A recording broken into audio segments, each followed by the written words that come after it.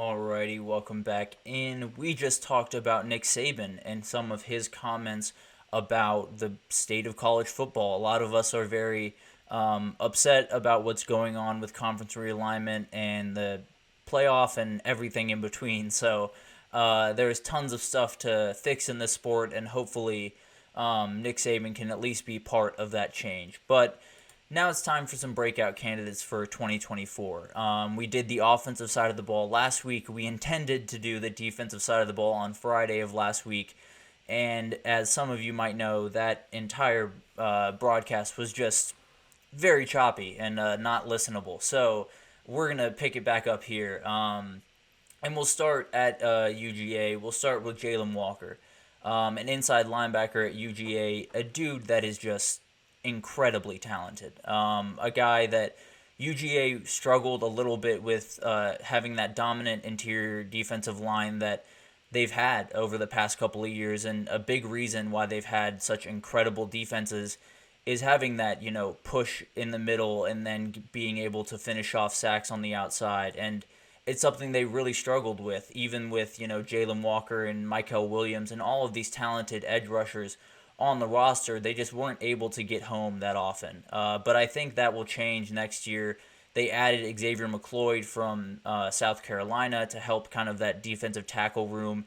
Got a couple of guys back from the NFL draft that definitely would have gotten drafted, definitely would have been a big part of the conversation going into Combine Week, and Nazir Stackhouse.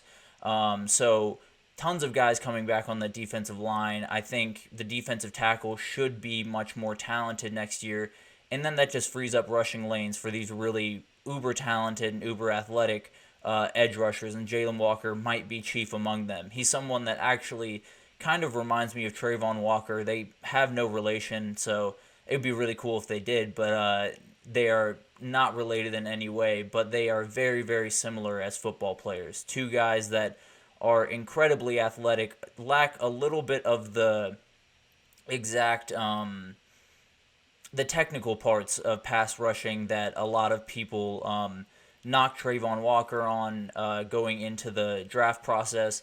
But the dude obviously went number one overall, so I don't think he's too worried about what everyone else was saying about him.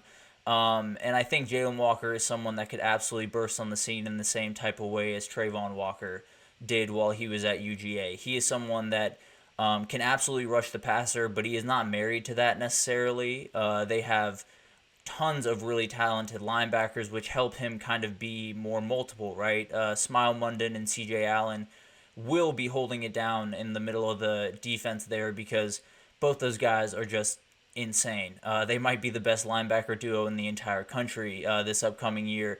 And then you add a guy like Jalen Walker that can do so many different things, particularly rush the passer. I think this is going to be as vintage of a UGA defense as we could get. I think they're going to be incredibly good at the point of attack, but also that back end is going to be crazy, and we'll get into some of those guys down the road, I'm sure. But someone to watch absolutely for Jalen Walker and UGA, because if they're going to be successful, they're going to need to get to the quarterback, and he might be their best opportunity to. So very excited to see what he can do. Another guy that can absolutely get to the quarterback is Ruben Bain, the edge rusher from Miami. I talked a little bit about him on the Wednesday show last week, where I covered the Miami Hurricanes in my Spotlight segment. This dude is as premier of a pass rusher as there is in the country. He had 7.5 sacks as a freshman, which is just insane, and it's in and of itself. But also, he's kind of like Jalen Walker in the sense that a lot of that is just being a raw athlete. A lot of that is just Ruben Bain being more physically talented than a lot of the guys he was going up against. And now that he has a little bit more time to develop, a little bit more time to add some rush moves, add some counters to some different pass sets and different things like that, I think he could take his game to the next level and be as big of a name in college football as there is next year. And he will obviously be a huge part of their success if Miami wants to make a run at the ACC or even the playoff, because as we know, I mean, going into next year, there are a lot of people saying it's Florida State and then who, right? In the ACC, there's so many different teams that you could slot into that number 2 spot. I think Clemson is the safe choice for the time being, but Louisville is returning or brought in an incredible transfer portal class. Miami is still building something down there in Coral Gables, including adding Cam Ward. So tons of teams fighting for that spot, and Miami could be right in the thick of it as long as Ruben Bain is Ruben Bain throughout the year. So as I talked about in Jalen Walker, I worry a little bit about the interior of that defensive line. Leonard Taylor III leaving is a huge blow. There's no two ways about it. He's someone that really helped their run game, really helped free up that space for Ruben Bain to be who be who he is. And if you kind of take him out of the mix, it'll be interesting to see what happens with him going forward. And if they can't get that push on the interior, is Ruben Bain as effective as a lot of people wanted him to be? But then we have another edge from Alabama this time. We have Qua Rousseau, a super talented guy. Dallas Turner and Chris Braswell are on their way out of Tuscaloosa into the NFL draft. I'm sure we'll talk about them throughout the week, talking about the combine. But someone's got to step up into that pass rusher role, right? There's got to be a guy that makes those plays, and I think Rousseau could really be that guy. He was super talented coming out of high school, a highly touted recruit, super athletic, was someone that Bama really, really wanted on campus, and now he's someone that's absolutely going to have to make plays. The interior defensive line should be good enough to free him up to be him, but there's a lot of compounding factors here, right? There's a lot of change going on around Alabama, especially on the defensive side of the ball.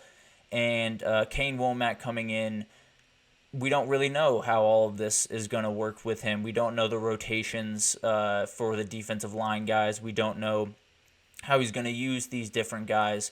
So a lot of that has to do with what Kane Womack wants to do, right? And what he sees Qua Rousseau as part of this team. Is he a full third down rusher only, or will he be a bigger part of just every single down playing? But it'll be interesting to see what he can do. He will have tons of help on the back end of that defense. Jihad Campbell and Deontay Lawson coming back at linebacker. Another duo at linebacker that is just ridiculous. That actually might be the best linebacker duo in the country. And then you obviously have Malachi Moore in the back end that is as experienced, as talented as, he's everything that this team needs right now, especially with a lot of people leaving, especially with, Nick Saban leaving. You need a guy to step up into that leadership role, and Malachi Moore has been a leader for a really long time around there, and he will be even more important going into this year, helping the new coaches and everything get up to speed and make sure everyone's on the same path and on the same mission. So it'll be very interesting to see how this full defense takes shape, but I think Qua Rousseau is someone that could absolutely burst on the scene and be a big part of their success in 2024. Another guy that's kind of filling a big void that was left is Alfred Collins at Texas. Obviously, we talked about it in the Combine segment. T'Vondre Sweat and Byron Murphy leaving is huge. They were two guys that were as dominant as I've seen defensive tackles at Texas in a very, very long time. And they were an incredible duo, and that was part of what made them so hard to defend and so incredibly disruptive. Was they were two totally different guys, right? T'Vondre Sweat, that big, really good run stopper, fill up space, as they say, and then Byron Murphy using his athleticism, his physical ability to get to the passer and kind of affect him that way. So they fit in perfectly. And then I think the two guys that they're bringing in to probably start this year, Alfred Collins and Vernon Broughton, kind of fit together in that same way. They're a little bit less talented from the jump from those two, but there's still tons of talent between those two guys. Vernon Broughton, kind of the T'Vondre Sweat of the group, and then Alfred Collins, kind of the Byron Murphy. And I talk about that because Byron Murphy has found his way into a lot of first-round mock drafts. And I think Alfred Collins could have the very same fate if he puts up the year that I'm expecting of him. He is insanely athletic. He had a pick against Colorado in a bowl game a couple of years ago, I think as a freshman, that just made my jaw drop. So he is someone that can absolutely make a ton of different plays from the defensive tackle position. And he's going to have to, because he came back for his senior year because he saw an opening to, get a better draft stock, be a bigger part of this time of year, and be someone that going into Combine Week everyone wants to watch. So I think it's something that he can absolutely pull off. He does have a new D-line coach in Kenny Baker, so it'll be interesting to see how all of that develops throughout the spring. But I think Alfred Collins is someone that not only Texas needs to be successful, but absolutely has the ability to be successful at a very high level very early on in his time playing at Texas. So very interested to see what he can do. And then we'll get into some DBs here. We got, first of all, a guy that I like a lot, that not a lot of people know the name of, but he's someone that I have kind of hitched my wagon to, and I'm very excited to see what he is capable of doing this year. Devin Grant, the safety at Syracuse, he's been someone that I have watched for the better part of last year. I had a job doing some sports scouting for a sports data company, and one of the teams that I covered very closely was Buffalo. He was on that Buffalo team, led the MAC in picks with 5 last year, and then found his way to Syracuse, New York, not North Carolina. And I think the big thing here with him going to Syracuse is there's Fran Brown there. And Fran Brown was just hired as the head coach from UGA, where he was the DB coach for a long time, and he's kind of flipped the culture around that place a little bit in very, very quick time. He added Kyle McCord in the transfer portal. He added tons of guys in the transfer portal that will have a huge effect on this team going forward. But I think Devin Grant is someone that could absolutely excel with Fran Brown in his corner. I think he's someone that will be a huge part of what they do on defensive side of the ball. He can absolutely fly around, comes down in run help really, really well, does a really good job of run fits and having really good angles when trying to make tackles. So he's someone I'm watching very closely. I think it'll be interesting to see how he fits at the Power 5 level, because it is a jump coming from the MAC to the ACC, but an uber talented guy that I'm very excited to see get developed by Fran Brown this next year. And I think someone that could turn some heads and maybe make some people watch some Syracuse football. But finally, we'll finish it off with A.J. Harris, transfer from Georgia, who made his way to Penn State, a very talented cornerback. I thought he was going to be a part of the rotation there at Georgia, with Kamari Lassiter finding his way to the NFL, and tons of guys kind of just not, playing at the level that UGA is used to at that cornerback position. I thought A.J. Harris was going to be a big part of 2024 for Georgia, but it turns out he's going to be a big part of 2024 for Penn State, and he's taken over for 2 guys that were as big a part of Penn State's incredible defense a year ago as anyone in Johnny Dixon and Kalen King. Both these guys were super important to what they do on the back end and freed up this defense to be as good of a defense Penn State has had in however long. I can't even remember how good a Penn State defense has been comparison to the 2024 year, because they were remarkable at every level of the defense a year ago. So obviously losing those guys is a huge blow. A.J. Harris is going to be a huge part of Penn State's success in 2024, because he's going to go up against some dudes. They do have Ohio State on the schedule.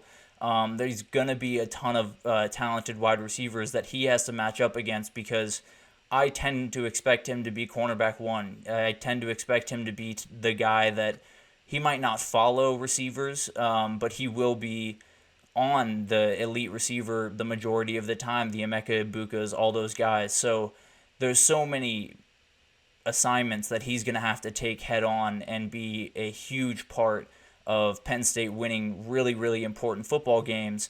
So it'll be interesting to see. I'm very excited to see all of these guys play. They're all, super talented athletes, just need a little bit more polishing here and there, and a lot of them are in the perfect places to do that. So it'll be very interesting to see how all of these guys develop. I said on the offensive segment, but I'll say it again. This is not an exhaustive list. We will definitely be coming back to this idea because there are so many guys that I didn't even get a chance to think about, much less get to in this segment. So we will definitely have more coming down the pipe here pretty soon. For the time being, what I got, those are a couple of guys to keep on spring ball and then into the 2024 season. But we're going to take a short break. We will be back with Vibes Monday. We're going to talk a little bit about the new NCAA college football game developments today, but very excited to get into all of that. But we will take a short break, and we will be right back.